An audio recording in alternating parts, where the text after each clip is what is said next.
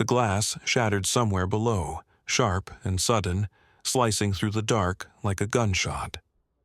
I froze at the top of the staircase, barefoot on cold marble, the weight of the house pressing in on me. A man's voice echoed up from the foyer, low, angry, familiar. Another followed. Drawers slammed. Metal clinked. Someone laughed. I tightened my grip on the brass key in my hand, its teeth biting into my palm. The security monitors in the hall flickered to life on their own, grainy images blooming across the screen. 3 figures moved through the mansion like they owned it. One of them looked straight up at the camera and smiled. "Found her yet?" he called out. My phone buzzed once in my pocket. A single text lit the screen. "You should have said yes." 6 weeks earlier, I was nobody special. Just Lena Moore, 26, teaching piano to bored kids in a downtown music studio that smelled like dust and old carpet. I lived in a shoebox apartment over a closed laundromat, drove a dying Toyota, and counted every dollar before groceries. My life was quiet, predictable, safe. Then the call came at 12:47 a.m. A state trooper, a highway outside Reno, a black sedan wrapped around a guardrail. My grandfather, Walter Moore, the man the world called a billionaire logistics king, and I called the only adult who ever really saw me, was gone. I didn't cry right away. Shock kept me upright through the funeral, through the fake tears and expensive suits, through my parents' whispered arguments about assets and control. I stood alone by the casket while they calculated. The will reading happened in a wood-paneled law office that smelled like money and old paper. My father sat like a king. My brother smirked. I expected a token check. Closure.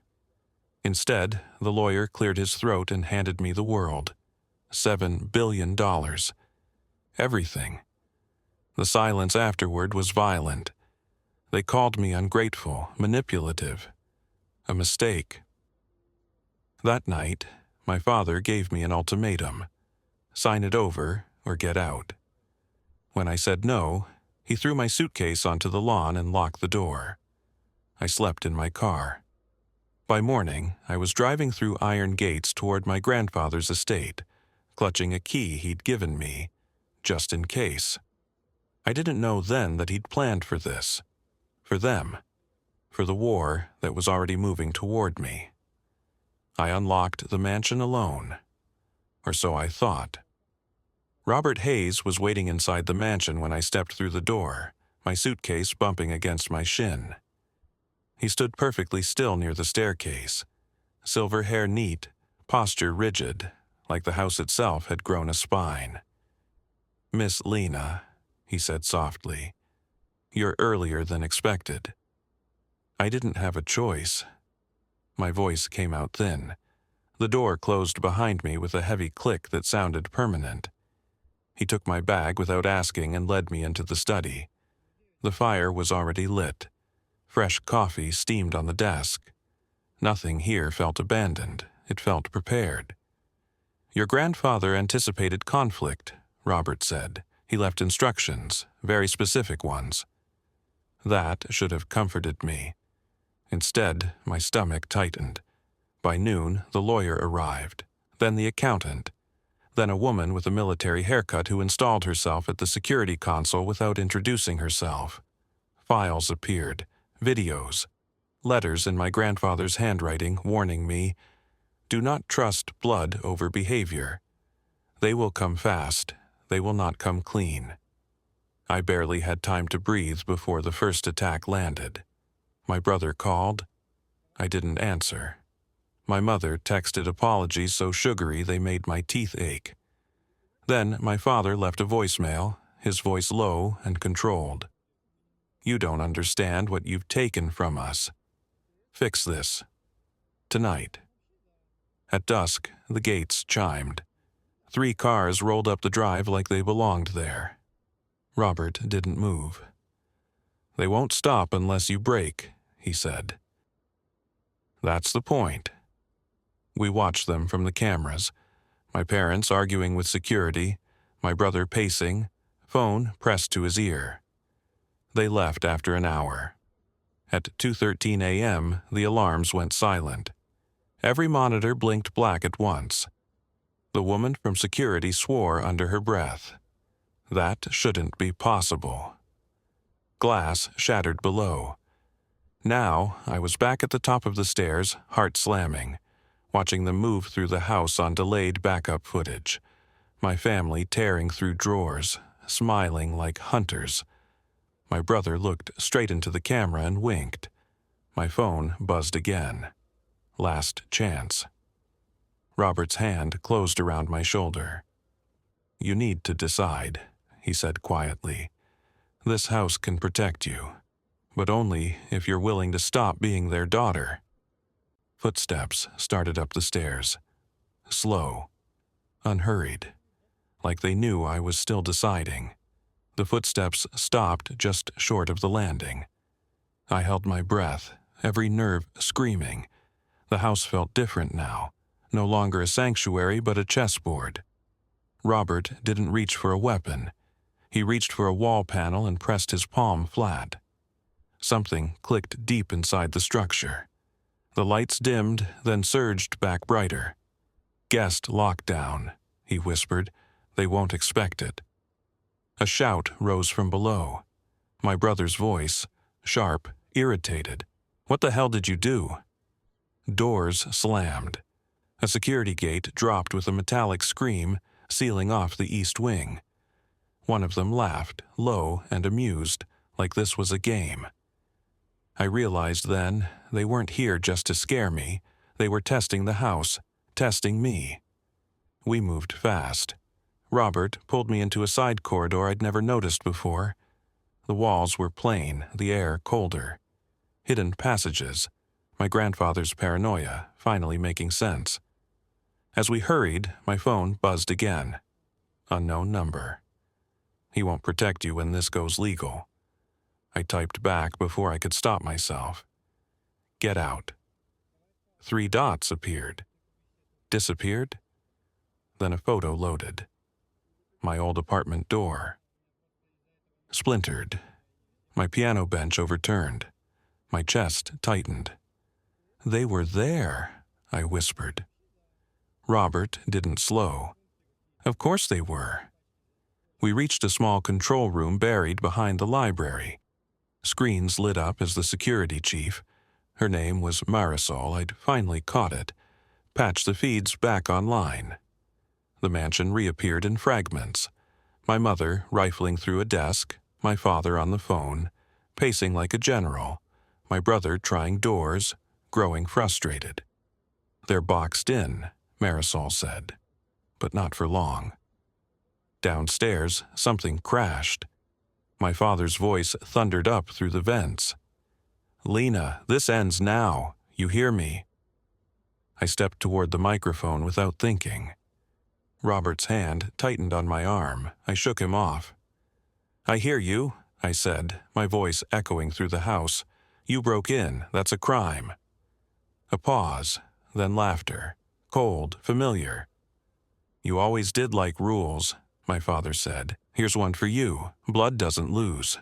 Marisol swore again. "They've got a jammer. Portable. They're calling someone." "Police?" I asked. "No," she said grimly.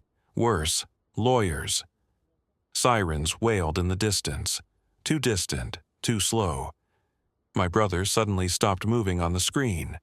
He leaned close to a camera, eyes bright with something ugly. "You think Grandpa picked you because you're strong?" he said softly. "He picked you because you're alone." The front gates began to open. Not from inside, someone else was coming. And whoever it was, my family looked relieved to see them. The black SUV rolled through the gates like it had a reservation.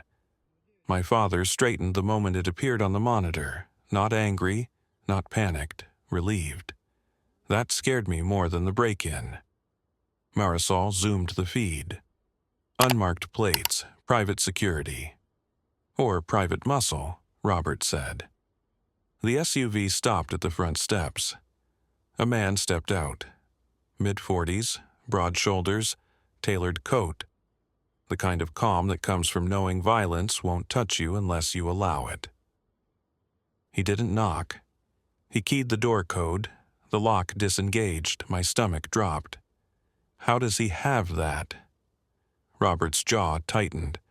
Because your father gave it to him years ago. The man entered like he belonged. My brother grinned when he saw him. My mother visibly relaxed. My father clasped the man's hand, pulling him close, whispering fast. "Who is he?" I asked. Robert didn't answer right away. His eyes stayed on the screen. "Name's Cole Mercer, corporate recovery specialist. When families fight over assets, he makes problems disappear." Mercer looked up at the nearest camera like he knew exactly where I was. He gave a small nod, professional, almost respectful. Then he spoke. "Miss Moore."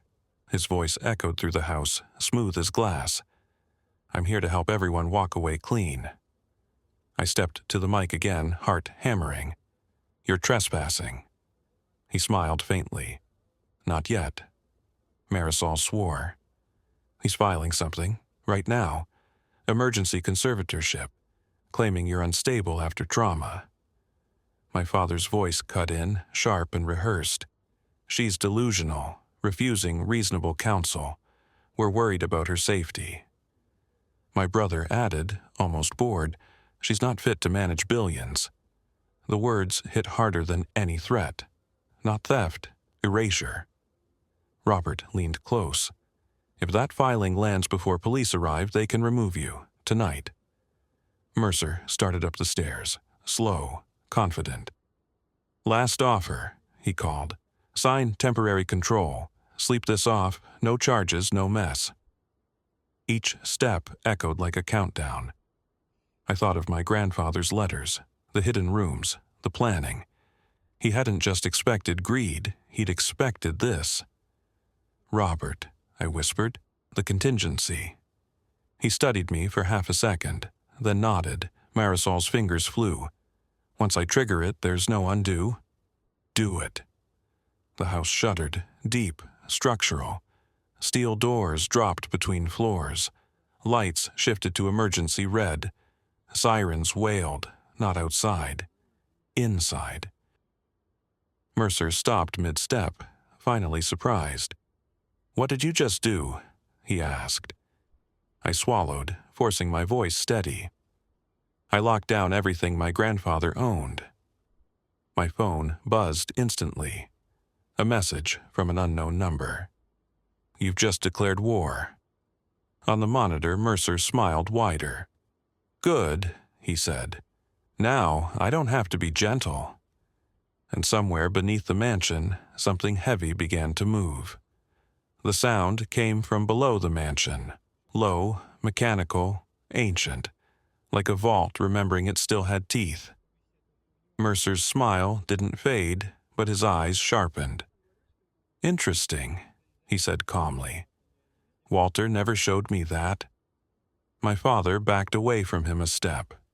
"What did she do?" Before Mercer could answer, the floor beneath them split with a metallic groan. Steel barriers rose from the marble like ribs, sealing hallways, cutting off exits. Red lights pulsed. A voice, my grandfather's voice, filled the house, steady and unmistakable. "Unauthorized access detected. Initiating asset protection protocol." My breath caught. I hadn't known there was an audio component. Mercer chuckled softly. "Paranoid old bastard." "Prepared," I said into the mic. My voice shook, but I didn't stop. "He prepared for you." My brother slammed his fist against a barrier.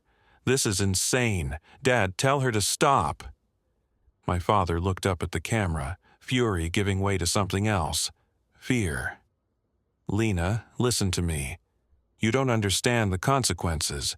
You lock us in here. You escalate this beyond repair." "You broke into my home," I said. "You brought a fixer. You tried to have me declared incompetent. That's business, he snapped.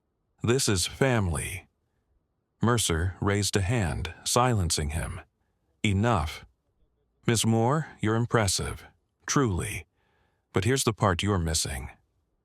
He reached into his coat and produced a phone, holding it up so the camera could see the screen. A live feed loaded. A woman sat at a metal table, hands cuffed, mascara streaked down her face. My piano student, Emily, 12 years old. My vision tunneled. Where did you get that? Mercer's voice stayed gentle. You teach downtown, correct? Predictable schedule, children, soft targets. He shrugged slightly. I advised against this route, your father insisted. My father went pale. You said leverage. You didn't say quiet, Mercer said without looking at him. Rage flooded me so fast it felt cold. If you touch her, I won't, Mercer cut in. Unless you force my hand, this ends simply. You lift the lockdown, you sign temporary conservatorship. Emily goes home tonight. No one gets hurt. Robert's voice was tight in my ear. He's bluffing. Marisol shook her head. Feed's real. That's a transit hub off I-80. He has contractors everywhere. The house felt smaller. My grandfather's voice echoed again, cycling warnings, but they blurred under the sound of my heartbeat. My brother laughed weakly. See? You lose. You always lose. I looked at the screen, at Emily's trembling hands, her eyes searching for someone to tell her this was a mistake. Mercer leaned closer to the camera. Decide fast. These systems of yours, they don't scare me. People still do. My finger hovered over the control panel. Robert's hand closed around mine. Lena, he said quietly, if you give in now, you'll never get control back, and he'll do this again to someone else. I swallowed hard, tears burning. Then my phone buzzed. Not a call, a text, unknown number. Check the West Tunnel camera. Audio on. Marisol's eyes snapped to me. She tapped fast. The feed switched. Emily wasn't alone. A man stood just outside the frame, speaking softly to someone else. She hasn't signed yet, he said. No, stay put. We move her once Mercer confirms. The voice was familiar, too familiar.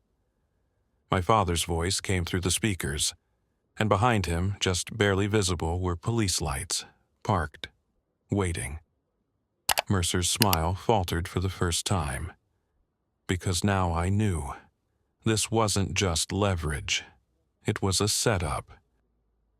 And my father was about to burn everyone to get what he wanted. The room went silent, except for the hum of servers and my own breathing. My father's voice echoed again through the West Tunnel feed, calm, controlled. Nothing like the man who'd screamed at me in the driveway weeks earlier. Once she signs, we move the girl. If she doesn't, well, accidents happen. Marisol slowly turned toward me. We have him. Audio, location, conspiracy, false police coordination. Mercer's composure cracked. Not much, just enough. His jaw tightened as he realized the leverage had flipped.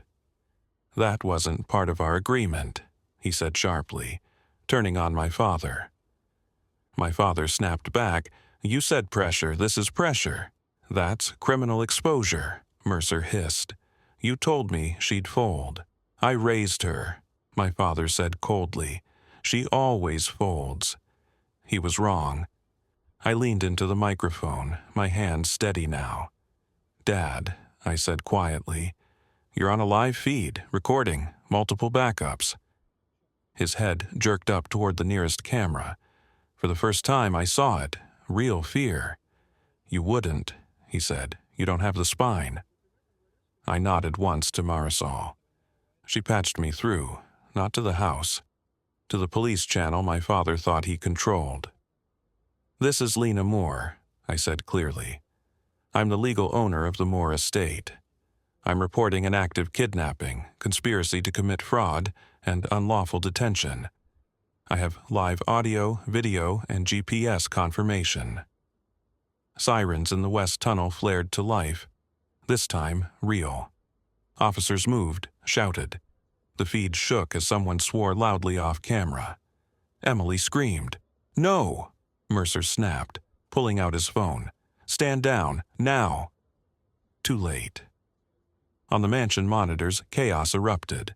Officers swarmed the transit hub. Emily was pulled free, sobbing, wrapped in a jacket. My father was shoved against a wall, hands yanked behind his back. "Dad?" my brother shouted from inside the mansion. "What did you do?" My father didn't answer. He just stared into the camera as they cuffed him. Mercer exhaled slowly. "You just destroyed your family." "No," I said. My voice didn't shake. "You exposed it." He studied me for a long moment. Then he nodded, almost respectfully. "Walter was right about you." Then he turned to leave. Robert stepped forward. "You're not going anywhere." Mercer smiled thinly. "You don't have jurisdiction over me." Marisol's screen flashed red. "Actually, we do. He triggered the jammer. Federal violation." Mercer stopped. For the first time since he arrived, he looked trapped. Downstairs, heavy doors unlocked as police flooded the mansion. My brother collapsed onto a chair, face ashen. My mother sobbed, mascara streaking, pleading to anyone who'd listen. I didn't go down to see them. I stayed in the control room, watching as my past was led out in handcuffs. Robert placed something on the desk in front of me, a final letter, sealed. "He told me to give you this," he said softly, after the line was crossed. My hands trembled as I opened it. "If you're reading this," my grandfather had written, "then they chose greed over blood. That hurts. But it also frees you." I closed my eyes. Outside, dawn was breaking. But I knew this wasn't over, because my father had gone down screaming. And men like Mercer never forget a loss, especially when it costs them billions. The mansion didn't feel victorious after they were taken away. It felt bruised. Police lights washed blue and red across the marble long after the cuffs clicked shut. My mother's crying echoed until the doors closed. My brother never looked at me, not once, as they led him out for questioning. And my father met my eyes exactly one last time. Not with regret, with promise. I slept for 2 hours. At 9:11 a.m., Mercer's lawyer called. By noon, 3 injunctions hit my inbox. Civil suits, emergency motions, jurisdictional challenges. By nightfall, a sealed federal notice arrived, warning me not to liquidate, transfer, or restructure anything tied to the estate until further review. "They're freezing you," Marisol said flatly. "Not the money, you." Robert stood near the window, watching black sedans idle beyond the gates. "Mercer doesn't need your fortune," he said. "He needs you paralyzed." That evening, the letter arrived. No return address, no postage marks. Hand-delivered. Inside was a single photograph. Me, leaving the music studio months ago, laughing, unaware. On the back, 4 words were written in block letters. "You forgot the others." I stared at it too long before it clicked. Not Emily, the other kids, my students. I lunged for my phone. The studio voicemail was full, parents frantic. A mandatory inspection had shut the place down indefinitely. Social services were involved, allegations, anonymous reports, abuse, neglect, financial coercion, all lies. "All roads lead back to Mercer," Marisol said. "He's dismantling your credibility piece by piece." Robert's voice was low. "This is the second phase, isolation." As if summoned, my phone buzzed. A video message. Mercer appeared on screen, seated comfortably somewhere expensive, hands folded. "You chose the dramatic route," he said mildly. "I respect that, but drama has consequences." He leaned closer. "You can beat your family, You can even bruise me. But institutions? A small smile. They're mine. The video ended. I stood there shaking, not from fear, from fury. They're kids, I said hoarsely. He's using kids. Yes, Robert replied, and that means he's overreached. I turned to him. How do we hit back? He hesitated, just a fraction. By doing exactly what your grandfather never wanted you to do, he said. We stop defending. We go on offense. The next morning, I walked into the press room at the Moore estate for the first time. Cameras everywhere, reporters whispering, lawyers sweating. I stepped up to the podium, hands steady, eyes burning. My name is Lena Moore, I said, and everything you think you know about this inheritance is a lie someone paid you to believe. Somewhere far away, I knew Mercer was watching, and I smiled, because now he was the one reacting, and the war had just gone public. The press conference detonated exactly the way Mercer knew it would. Headlines split in opposite directions within an hour. Billionaire, heiress fights, greedy family. Traumatized woman spirals after inheritance. Commentators argued, lawyers speculated. My face was everywhere. Paused mid-sentence, eyes hard, jaw set. By midnight, the counterpunch landed. A former studio employee went live, claiming I'd pressured families for donations. A shell nonprofit surfaced, one I'd never heard of, registered in my name. Paper trails bloomed overnight like mold. They're laundering narratives, Marisol said, pacing. Slow poisoning. If this sticks, you'll never be clean. Robert was quiet, too quiet. At 3:06 a.m., he finally spoke. Mercer doesn't improvise. He's building toward something final. As if on cue, the power flickered, just once. Then my phone rang, blocked number. I answered. Mercer didn't waste time. You're cornering yourself, he said calmly. Public sympathy is volatile. You'll lose it. You kidnapped a child, I shot back. And you embarrassed powerful people, he replied. Which one do you think matters more? The line crackled. I heard wind, traffic. I'm offering an exit, Mercer continued. A real one. Step away publicly, enter treatment, voluntary. I'll unwind the allegations. Your students go back to normal. Your foundation survives. And the money? I asked. A pause. You keep enough to disappear comfortably. I closed my eyes. My grandfather's voice echoed in my head. They'll offer peace when they think you're tired.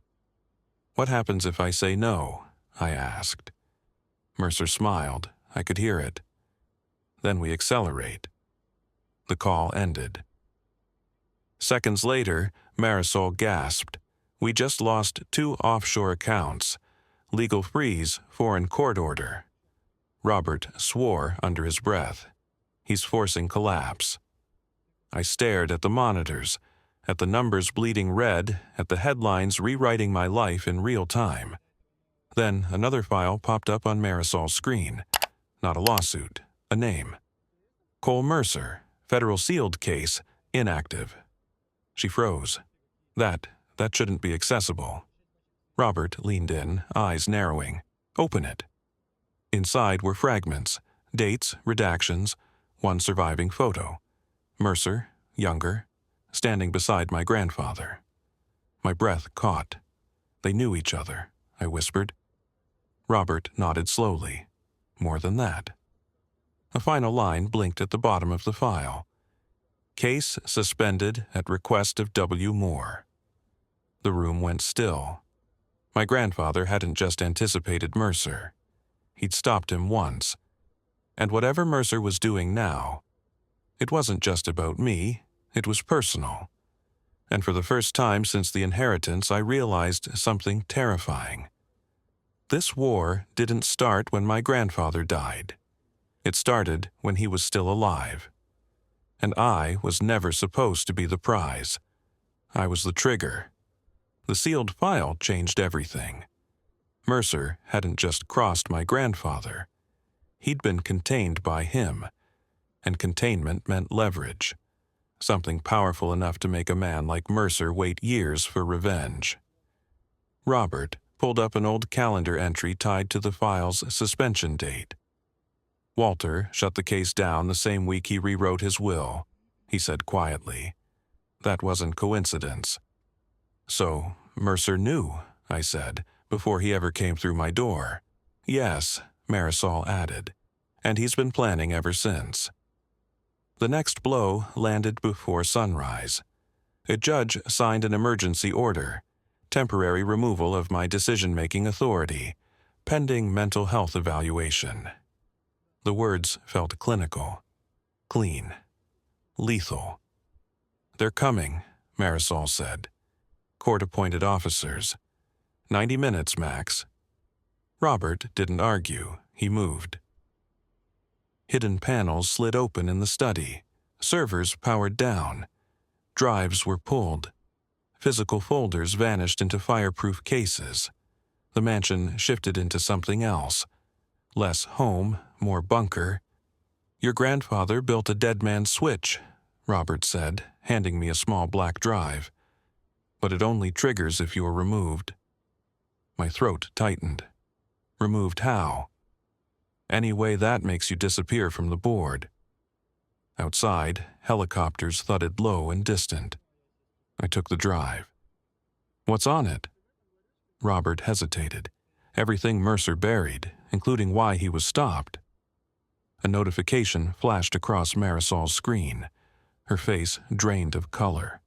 Oh no, she whispered. He found the switch.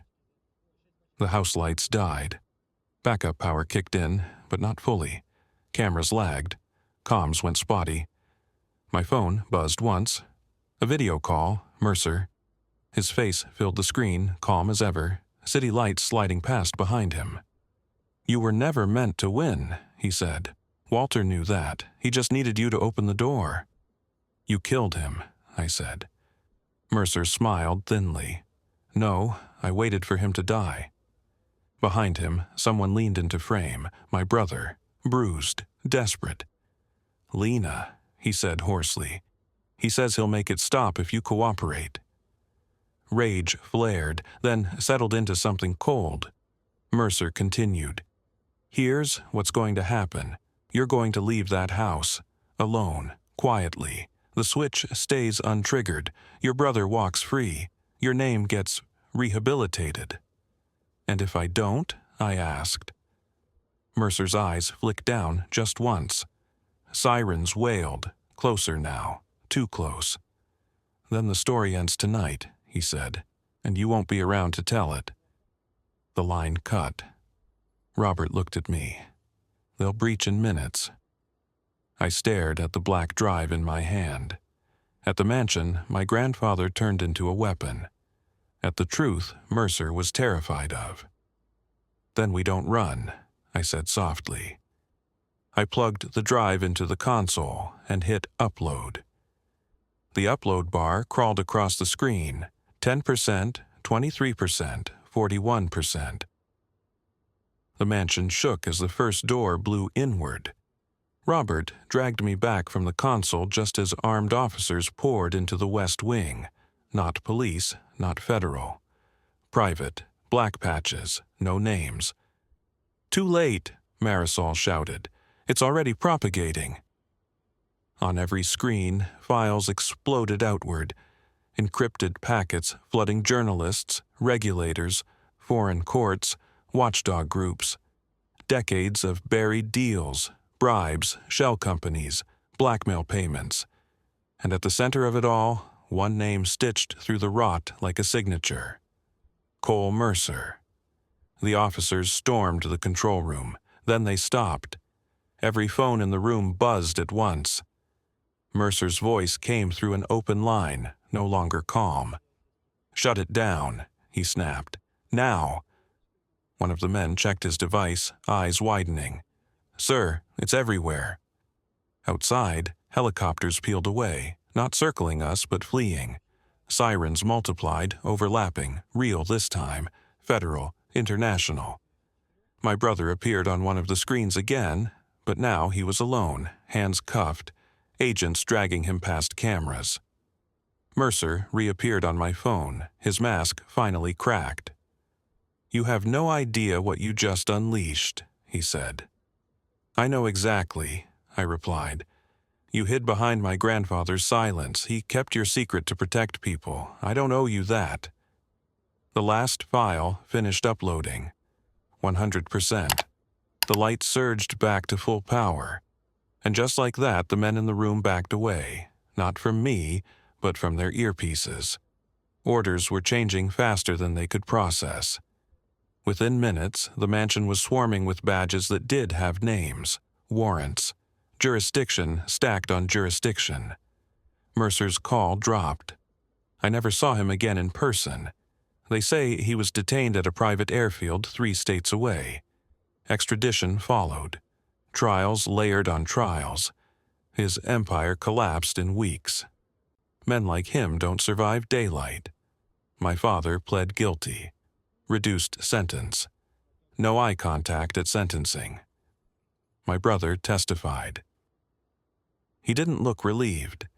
The allegations against me vanished as quickly as they'd appeared.